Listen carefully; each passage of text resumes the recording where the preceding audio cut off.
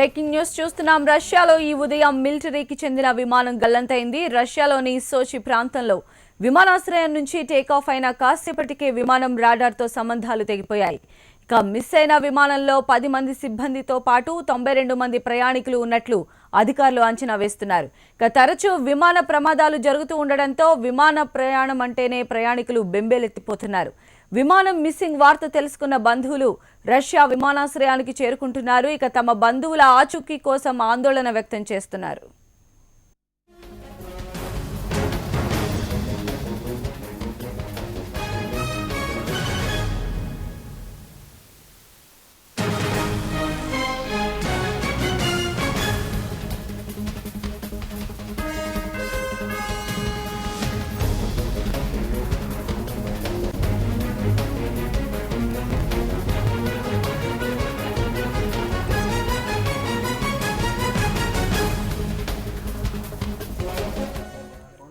రష్యాలో ఈ ఉదయం మిలిటరీకి చెందిన విమానం గల్లంతైంది.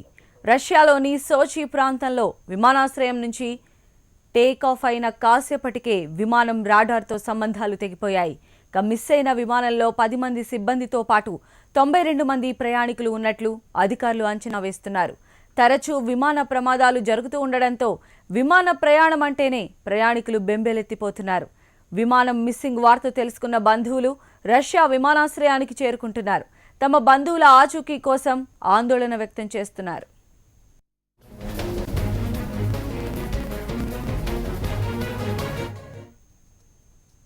క్రైస్తవులను అన్ని విధాలా అభివృద్ధి చేసే బాధ్యత ప్రభుత్వం తీసుకుందన్నారు ఏపీ సీఎం చంద్రబాబు.